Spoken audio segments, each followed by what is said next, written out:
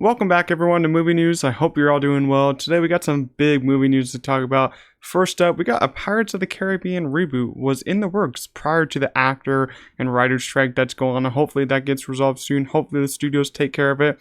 But this is very interesting because we haven't had a Pirates movie in a long time. You got that Johnny Depp Amber Heard situation that happened a year ago or two. So yeah, it's been a while since we've had a Pirates movie. They're pretty successful, to be honest, overseas usually. They always make money usually. So I've been actually wanting a Pirates movie. Watching One Piece just a while ago made me kind of miss the Pirates movies because I always think they're pretty fun, even though they're kind of stupid and kind of dumb sometimes. I think they're just good fun to be out on the sea with these lovable characters. But I really wonder how they're going to do this. How are they going to do this reboot? Are they going to bring Johnny Depp back? Are they going to do something like they had talks of bringing Margot Robbie onto a franchise? Or are they going to start with a totally different person? Because it really depends if they want to delve into the Johnny Depp drama and all that. I think he is an awesome Jack Sparrow. He did have some issues on the last one, but hopefully they could get it figured out if he comes back. Craig Mazin was also, I think, in the works of writing it. He's one of the creators of Chernobyl and The Last of Us. He worked on that show. He's still working on season 2, I think. So I would be very excited if he's writing it because he's a great writer. And I just want a Pirates of the Caribbean movie again. I think they're super fun, and I can't wait for it if it happens. Skeleton Crew has reportedly been delayed to 2024. This is the show with Jude Law, and he's teaching a lot of young new Jedis, I think. I'm not really sure on what the show is because this show first got announced a couple years ago, I think, along with Acolyte, which I think is still coming out next year also.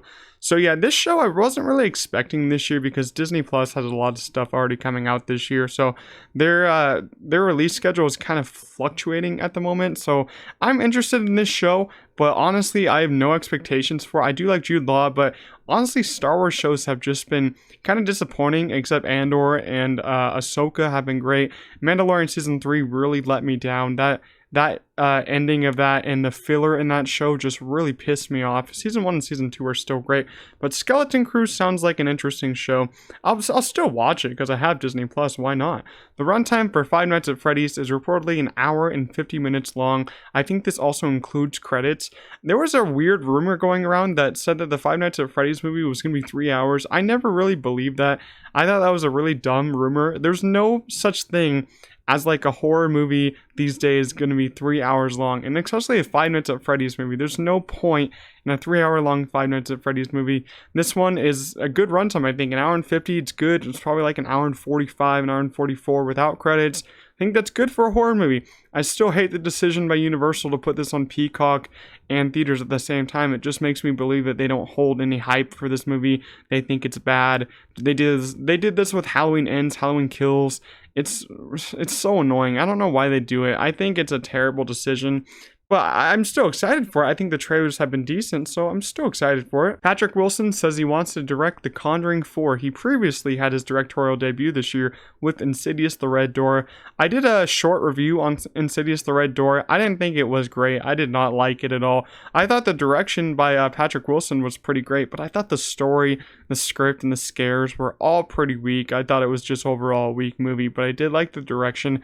Thought Patrick Wilson really has some promise for his career in directing, and he looks great in Aquaman 2, but honestly I feel like he could direct a good Conjuring 4. Even with that Nun 2 tease that they had, I feel like Conjuring 4 could be a pretty good film. I've liked all the Conjuring movies so far. Conjuring 3 was the worst, but I still liked it a decent bit. And Patrick Wilson, yeah, if he comes back to direct Conjuring 4, I would be happy. If he doesn't direct it, only stars, I'd be happy. I just want a Conjuring 4 at this point. I love the Conjuring series.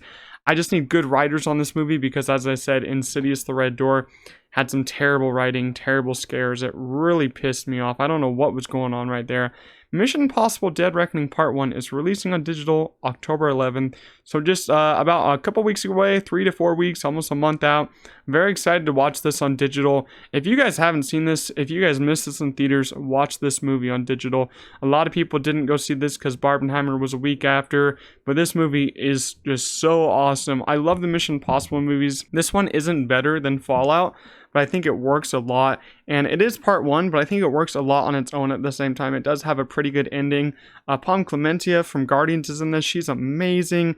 The AI part is pretty timely for right now, so I really love it. There's lots of surprises in this movie, and the action in the third act is one of the best third act action scenes that you're going to get. So yeah, watch that if you get a chance. Bad Bunny is no longer set to play El Muerto. You know, this movie got announced at CinemaCon. I think it was last year it got announced at CinemaCon. I don't think it was this year.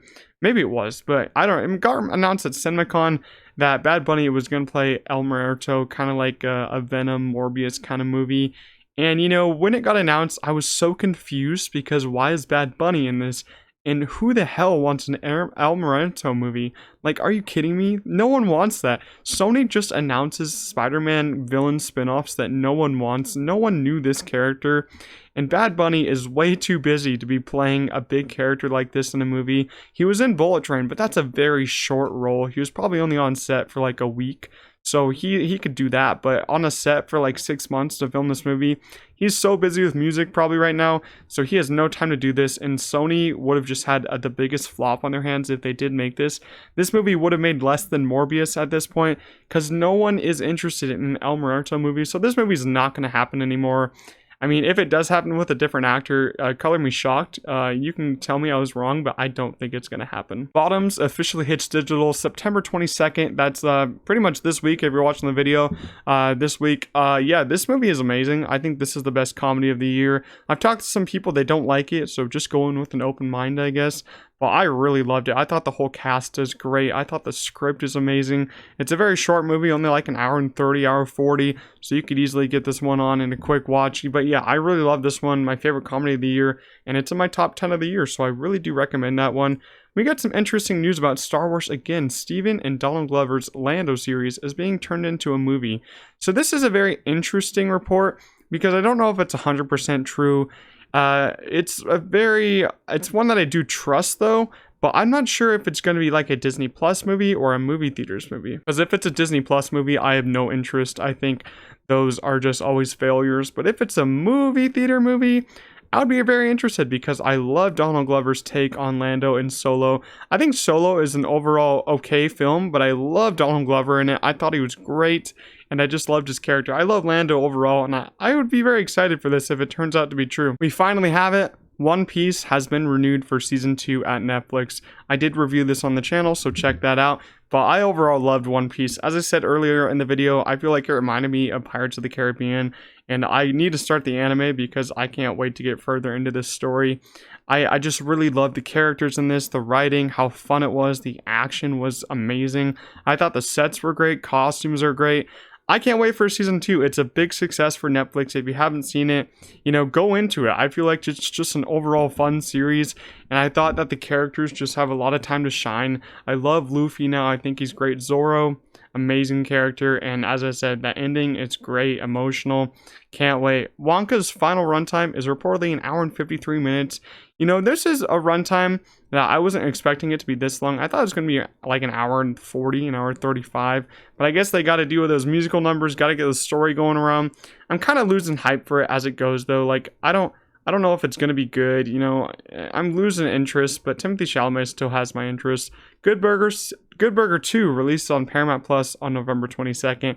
So if you're interested in this one, November 22nd, mark it on the calendars. I'm not really interested because it's a Paramount Plus movie, and I don't really hold a lot of hope for streaming movies. So yeah, that's really my opinion on that. Teenage Mutant Ninja Turtles Mutant Mayhem releases on Paramount Plus on September 11th. This one was actually a really cool animated flick. Probably my favorite Ninja Turtles movie so far. Love the animation and stuff like that. If you're watching this video late, it's probably already on Paramount Plus, so look for it. It's amazing. Has some great fighting scenes. The animation is like crayon and like dirty animation. Really loved it. The characters are great, actually played by teenagers.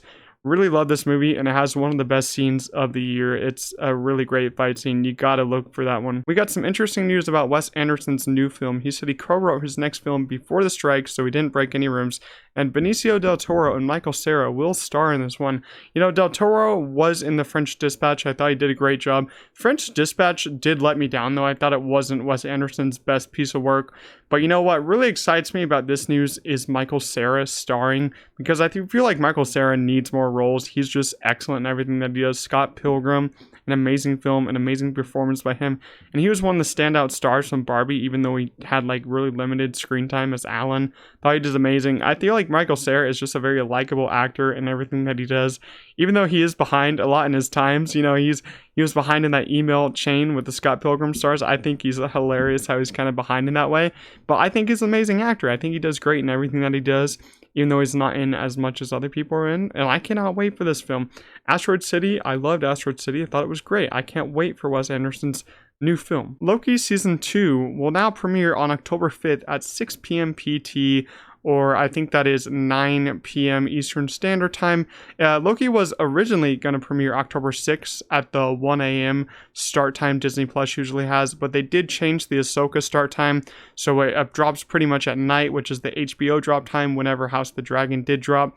And I think Disney Plus is now changing all their shows to this drop time, which I actually like a lot. I feel like it works a lot, and it's easier on me to watch these and get a quick short review out for you guys. I might do an episode review for each of these episodes because Loki was my favorite show on Disney Plus.